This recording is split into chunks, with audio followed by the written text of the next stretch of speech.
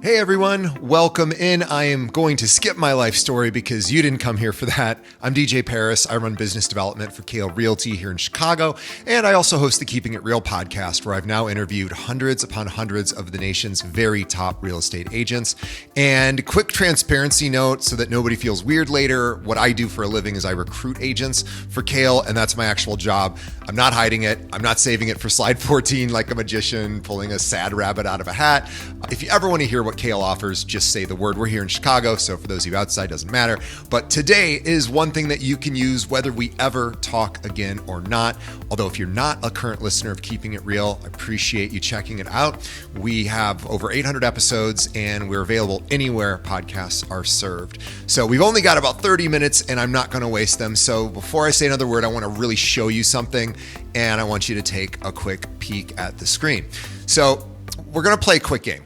So it's going to be 3 rounds, and I am going to show you 2 pieces of writing, one a human wrote and one is raw ChatGPT, right out of the box without any customization.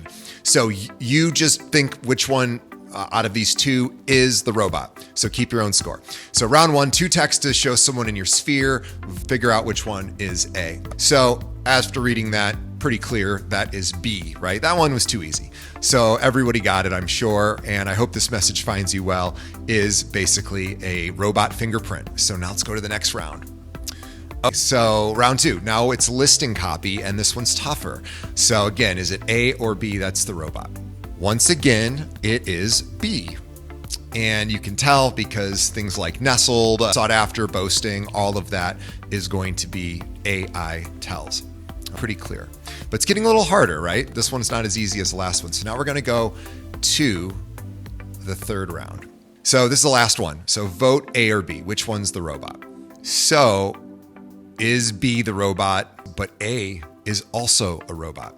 So it's also AI. The difference was that in A, we taught it to specifically sound like a person first. And a bunch of you who were thinking the first one is human, there you go. So this is not a problem, by the way. This is the entire point of today. The robot can be taught to sound exactly like you, close enough so that the people who know you cannot tell. And by the end of these 30 minutes, you'll know how to do both. Strip the robot out and teach it in your voice. Let's do it. So the first thing we want to do is look at the screen. So this is a listing description. So I actually pulled it from an agent's feed. I took the address off so nobody knows exactly where it is, but read it with me for a second. Nestled in a vibrant, sought after neighborhood, the stunning home boasts an array of luxurious features. Like right in off the bat, all of that means nothing. We don't know what that means. Sought after neighborhood, I guess, but what does a stunning home mean and what luxurious features do you have? So then it says it's not just a house, it's a lifestyle. I don't even know what that means. Don't miss this incredible opportunity to elevate your living experience. Well, how do you know it elevates my experience? Maybe I think I'm at a higher level than this property, right? The whole thing is silly. And it doesn't sound like a human being wrote it, right? So some of you tried ChatGPT. Some of you have tried Gemini and maybe had a listing description put it in. It sounded exactly like this, right? So you close the tab and you went back to writing everything the long way. I want to say something to you. Your instinct is actually right. It does sound fake and you shouldn't use it. But you left a ton of speed on the table and we're going to get it back today. So the rest of you are already using it and sending this out. Here's the uncomfortable part for you. The people in your phone feel that offness. They just don't tell you. Either way, raw AI is quietly costing you. So let's start to fix it. Now, what I'm going to show you is, this is a quick story from an agent that I know, good producer, finally started using AI to reach out to her sphere. Smart move, right? She fired off a batch of just reconnecting messages one night, felt productive, went to bed. Now, next morning, she got a reply from an old client, a person she'd actually closed 3 deals with in the past, friend basically. And his reply was one line, LOL, did a robot write this? And he wasn't wrong, a robot did write it. So she told me that was mortifying. And not because she used AI, because she got caught sounding like she didn't care enough to sound like herself. She almost swore off the whole thing. So here's why I'm telling you this. The problem was not that she used AI. I use AI every single day. The problem was that she used it raw, straight out of the box, and raw AI has a stink to it. And we're going to remove that stink. So the problem isn't AI, right? So out of the box, ChatGPT, Claude, Gemini, they're trained to sound like a helpful corporate assistant, safe, agreeable, a little stiff. That's the default. And the default has a fingerprint on it that people have started to recognize because it's the same default for everyone else who opens the box. So let me make this bigger than a writing tip because it is one. So every agent now has the same AI, same tools, same prompts, same everything, which means the tools stop being the edge. When everybody can generate the same listing description in 3 seconds, the only thing that's actually yours, the only thing that nobody can copy is sounding like a real human that people already trust, right? Your voice is the last moat you have. And I mean that very sincerely. So it's not the tool anymore. It's how do we make the tool you? So today we're going to talk about 2 moves, right? 1, I'm going to show you how to scrub that fingerprint in about 15 seconds. And 2, the bigger move is I'm going to show you how to teach the AI to write like you, not generic helpful assistant you, actual you, your jokes, your rhythm, your sign off. Let's go. All right. So quick thing before we start. Some of you tried this a year ago and it sounded fake and you quit. And some of you never bothered because it looked fake from across the room. Either way, I want you to know the ground moved under you. So there's been 3 changes in AI recently. 1 used to be you'd paste in a few things you wrote. You can still do that. We'll do that live today, but now you can point it at your own sent emails and it reads hundreds or thousands of them. It learns how you actually write, not just one polished sample. That's new and it's a lot better. And 2, it remembers you now. So a year ago, your voice died the moment you closed the chat, but that's over. Set it up once and it knows you forever. And 3, and this is one that people don't talk about as much. The clever prompt is not the hard prompt anymore. It's not the hard part. The AI got smart enough where you don't have to be clever in writing your prompts or what used to be called prompt engineering. It's kind of gone. Have you noticed? Nobody talks about that because you don't need magic words anymore. The whole game is now feeding you. And that's it. And that's the skill that AI has just improved. So once you give it your writing, it will give you back your voice. So here's exactly what you'll walk out with in the next 25 minutes. Everything you send, your sphere text, your listings, your follow-ups, everything's going to sound just like you in seconds and saved so it happens on its own without you having to think about it. That's the promise. So let me show you how the how are these 2 prompts that I'm going to give you. So here's the first one. So part 1, before you can fix the stink of AI, you have to learn how to smell it. So there's 4 layers to AI fingerprints. Once I show you, you'll never be able to unsee them. You probably know them already. And I'm a little sorry in advance. It's like learning what a laugh track is. Now you hear it everywhere. But layer 1 are characters. The number 1 giveaway is the M dash, the long dash. Your phone I don't even know how to make it on my phone or on my keyboard on my computer, but AI throws it in constantly. Also the curly quotes, the fancy apostrophes, random emoji you didn't ask for.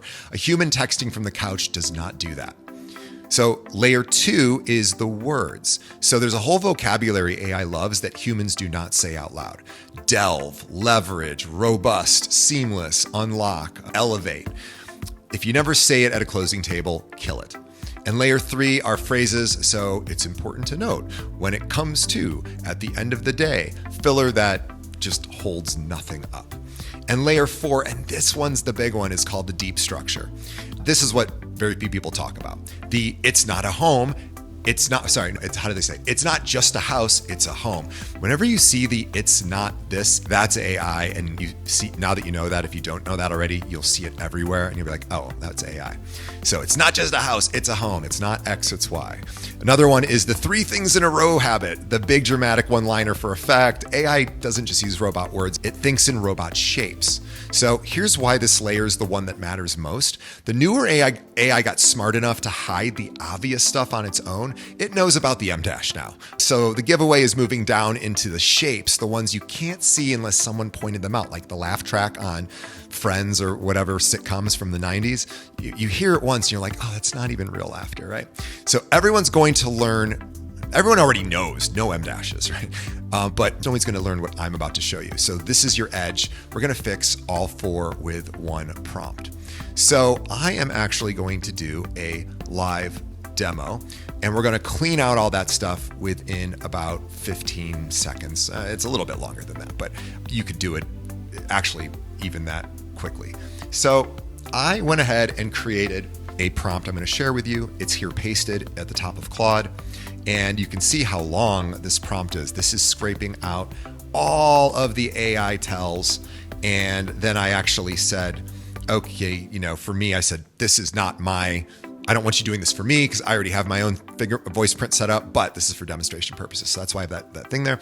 And then I said, attached is the prompt to pull out all the AI stuff. After processing that attachment, I want you to rewrite the following using these rules and standards. What I did is I went this morning into a local neighborhood here in Chicago called Lincoln Park, and I said, find me a 3-bedroom listing that is obviously AI. And it went through all the listings that are active, and it goes, oh, this one for sure. And I'm not going to give you the address because you don't want to. Look, we've all probably used AI to do a listing description. I'm just saying, let's not do that going forward. So this person did that pretty clear. And if you can see this on the page, it's got all sorts of just weird language in it that doesn't really mean anything, but looks cool if you're not really thinking about it. I'm not going to go through it, but we know what this looks like. There's some of the words I mentioned, the phrases, it's not this, it's that, kind of things. So I went ahead and said, let's rewrite this using those rules I pasted above. And literally this came back, I'm not kidding, in probably 10 seconds. I was shocked because I thought it would take like a couple of minutes. And you can see now that the listing presentation, or the listing description rather, is a lot cleaner. It's easy to read. It makes sense. It's not using flowery language that about someone's lifestyle being elevated, right? It actually gives you facts in a way that's readable and how people actually communicate, and super helpful too, right? So this is just a better listing presentation, or I keep saying presentation, a listing description. So that is what we are going to do with this prompt that, don't worry, we'll be sending it to you. It'll be linked in the description below, wherever you're watching this. Okay, let's go back to the presentation.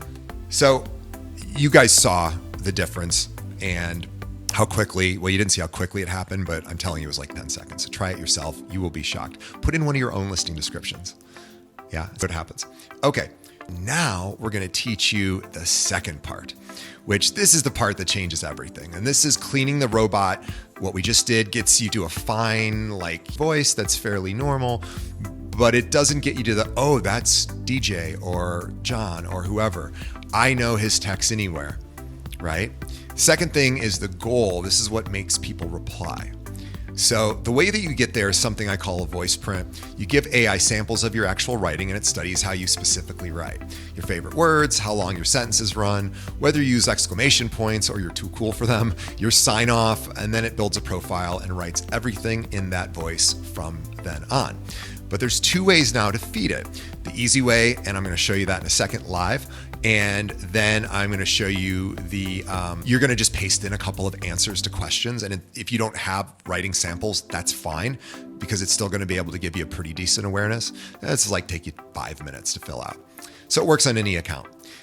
But there's an upgrade, and this is the thing that got good this year. Now you can connect your AI to your email inbox and sent items and have it read all of your sent emails, hundreds or thousands of them. And it really learns the real you. How do you actually communicate with people? Now, I wish you could set it up to read your texts as well. And perhaps you can with Android, I don't know, but iOS does not allow that. Maybe someday, but as of now, it can only really read your email. But that's okay, because that's all it really needs. So AI can only sound like you if you let it learn from you, right? So garbage in, robot out, you out. Okay, now we are going to actually go back to our Claude prompt, and I'm going to show you, assuming I had no actual samples to give it, how I would do this. So this is the next prompt I'm going to be providing to you. And it's going to basically ask you some questions to create your own voice print without you having to give any samples. Okay. I went ahead and put that in, and then it started asking me the questions. The first question was, who do you mostly write to? So what's your relationship with them? So I wrote, oh, it's a mix of clients, my sphere of influence, and it's new leads. So pretty simple. Then it said, second question, when they read something from you, and this is a good one to know, to think about, what do you want them to feel? That you're warm, sharp, low pressure, blah, blah, or whatever, is your brand. And I wrote authentic, warm, caring, empathic, that I care about their lives and solving their problems, that I truly want to give back before receiving, that I'm competent and I know their market, that I'm a great resource if they need anything related to real estate. Okay, you get the idea. Part is a real back and forth because there's a few other questions it asks. So the next one has to do with what are some of the words and phrases and sign-offs you use. So I put some of mine in there. And then it said, okay, cool, I'm getting a sense of who you are. Then it asked for what are the cringe words for you? What are like words when you see them? Or like, that's not me, right? So I said, never call myself a specialist, or I'm in luxury, never say reaching out, or just checking in, or you just popped into my mind. Let's eliminate, and I eliminate all words that sound salesy. So it said good list. It's going to generate from there. And then it said my last question. It said, do you do short and punchy kind of text? This is around text messaging. Do you use emoji, or are you doing lower case, or do you include punctuation, capitalization? Do you send messages like by one, or do you put them all in one SMS? So I answered those questions. Okay. Now it had now it asked one additional question, which was, give me an example of 3 texts that you've recently sent. So I just went into my phone and grabbed a few. Okay. Put them in there, and that was it. And it just said those 3 texts told me more than the whole interview before it. Here's your profile. And it tells me exactly the kind of, at least with email and text, that I am, according to analysis. And it gives me all of the different sort of, hey, am I getting this right kind of questions? And it gives me the tone, the rhythm, the band list, right? What are we making sure we don't use? And then it's like, hey, I'm guessing a little bit on this. You tell me if I'm on the right track. And it said emoji. You didn't really talk much about emoji. You didn't show any in your samples, so I'm guessing you rarely use them. I would change that if I do use them. Formats, doing longer text messages, does it stay the same? Does it? And then it's asking me about my sense of humor. Okay, and then it says, what did I get wrong? So you can say, well, you got this right, but that right. You get the general idea here. This is me. And it just read a handful of my texts, answered some questions, and it found me, which is pretty cool. So now we are going to talk about the finished print that it actually did for me, not just there, an actual one I did using the second way we're going to do this, which is by providing actual samples. And I want to tell you I did for this. So this is the finished voice print, and this is basically, you don't have to read all this, but you can see a couple of things. Notice that I start sentences with I, use short rhythm sentences, I joke in parentheses, and I'm self-deprecating, and I don't punch down. Okay, kind of interesting. It's basically going to connect to whatever system you allow it to, which could be your email.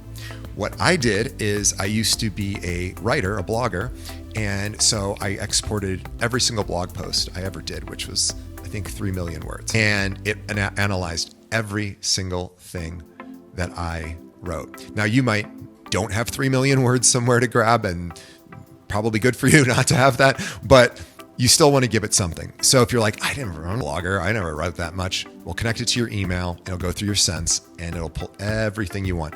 And just a quick sort of rule about this is, you're to share a client's inbox. You're never going to share a client's responses, right? Anything private. So you want to be a little careful about giving it like unfettered access to sent items. Give it some instructions. You're never to read replies. You're never to put information in there or who I'm emailing. You are just going to analyze my responses, nobody else's. And you're going to store that in memory and not anything else. Okay.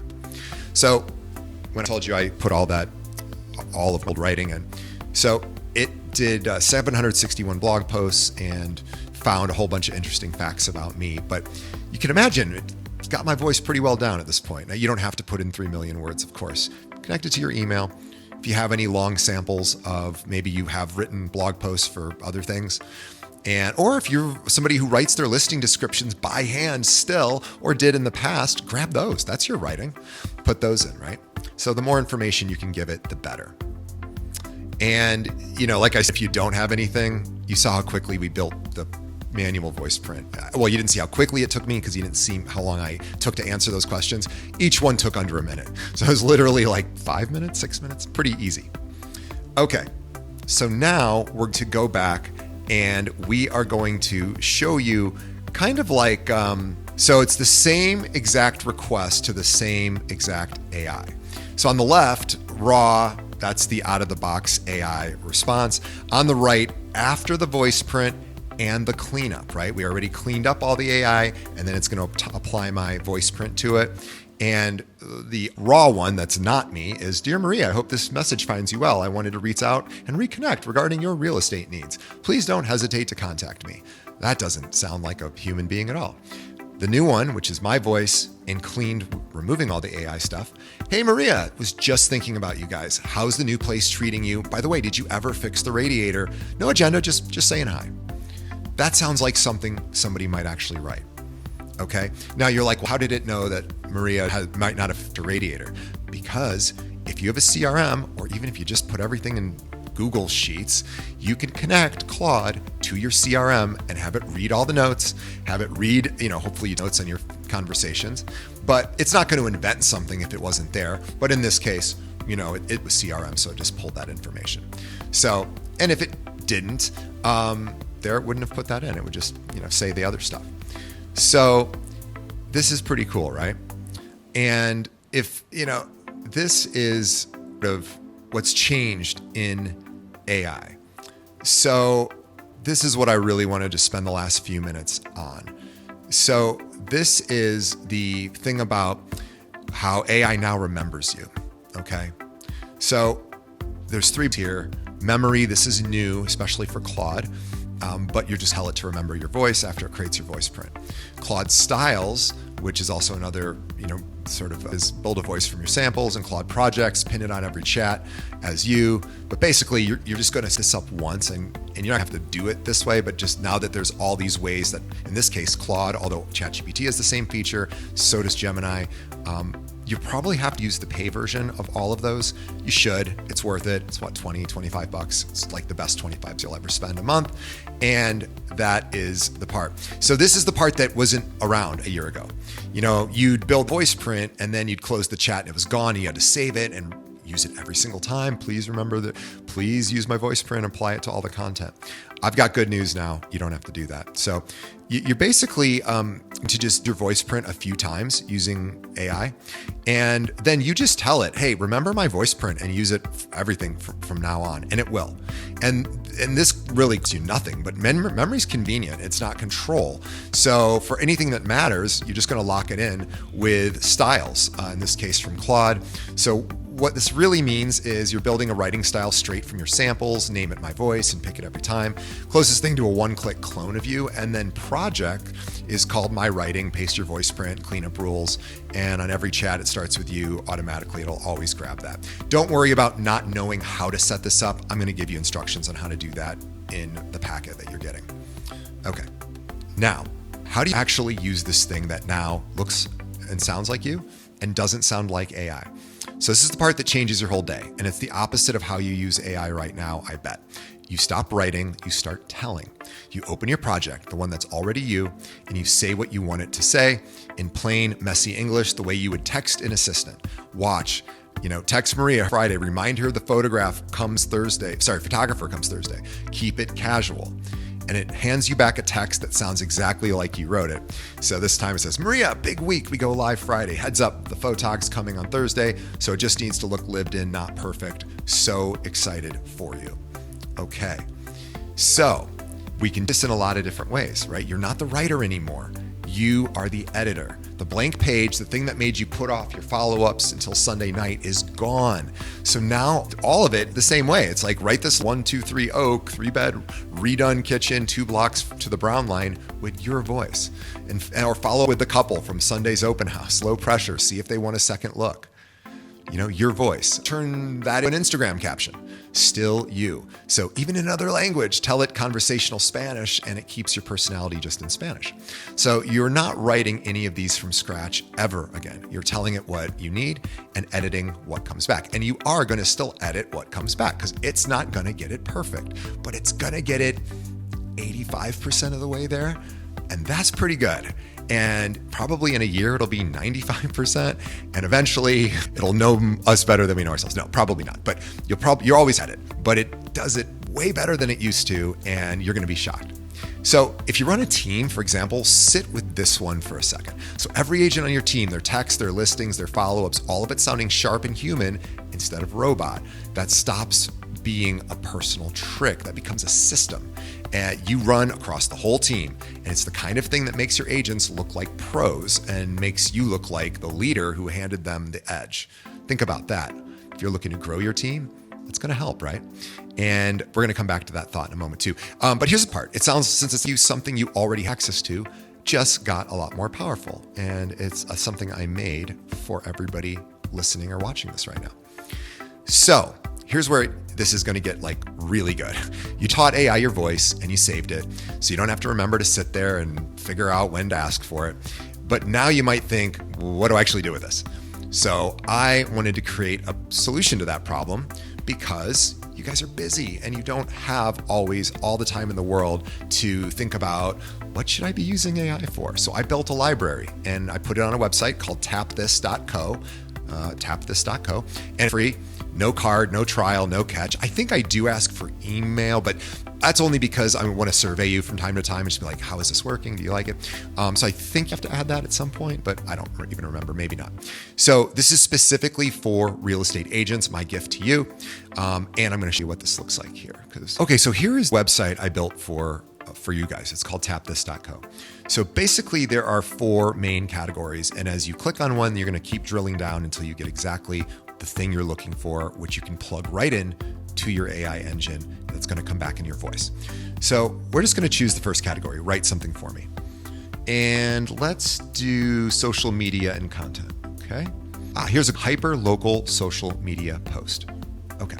So this is, you're going to get here, and this particular one is ready to post social media caption, makes you look like you live and breathe in your neighborhood, because the post includes details no out of agent would know.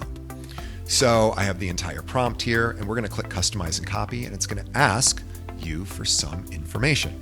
Your neighborhood, the zip code, the city, your name, again, if the neighborhood called something different, right? If there's like a couple different for it. And also things like if you know of any new stuff that just went on in that neighborhood, maybe a new coffee shop or any, if you don't have answers to these, like, don't worry about it. Just leave it blank. It's going to also try to find something for you regardless. So once you do that, you click copy customize prompt after you fill out the stuff that you know. And then you can this up directly in Claude, ChatGPT, or Gemini. I have links to all. Or you can just click copy manually and drop it in. So you copy, there's the prompt, copied it. And now we're going to go to Claude. We don't even have to do it this way because it's automatically copied. But just in case, there it is right there. I pasted it in.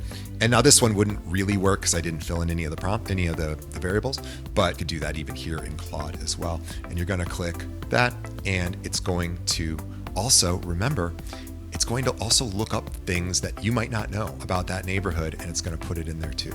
Pretty cool, right? So that is how it works, everyone. And so tapthis.co is where you can go. It's free, and people really seem to like it, so I encourage you to check it out. If there's anything I missed in there, just let me know. I can add more prompts whenever I want. Now, I do want to talk about compliance just briefly because it's a serious issue, and I'm not going to rush it, but I do want to just make a quick point. So AI is a tool. You're still the licensed professional, and your license is the thing on the line, not the software, right? So 4 rules. Never let AI write fair housing protective language, the stuff steering people toward or away from a neighborhood based on who they are. 2, never paste a client's private info. 3, if you connect your email like we talked about, you're only going to read your sent items, never a client's inbox. And 4, fact check every local claim. The newer AI searches the web now, so it's better than it was, but it will still confidently tell you a school won an award that it never won. So it does hallucinate a little bit less than it used to, but better is not meaning perfect. So you're going to verify every claim it makes every time. Here's the part that matters most, because this stuff changes fast. The rules on AI and advertising are moving right now, and they're different depending on where you hang your license. And don't take my word as gospel. This is not advice. This is just some helpful. You're going to want to check with your local board, your state association, National Association of Realtors, and your brokerage. You're going to find out what their rules are about you utilizing AI. So if your broker was here at Kale, we've got one of those documents. And if you work at does does not have one, ask them to create one, because ultimately they're responsible too for everything you write. They are going to want one of these as well. And it should be in the client handbook by now, but some firms probably haven't gotten around to it. So this is just a workflow tip for me. It's not legal advice. And 10 minutes you spend confirming the rules that work for you and that are, allowed, going to be like the cheapest insurance ever buy. Okay. So here's the you're going to get. And what I'm going to do is send this out to you, or if you're watching this as a replay, it'll be in the description. And you're going to get both prompts from today, the strip out AI and the voiceprint engine, plus the click by click for saving it in Claude.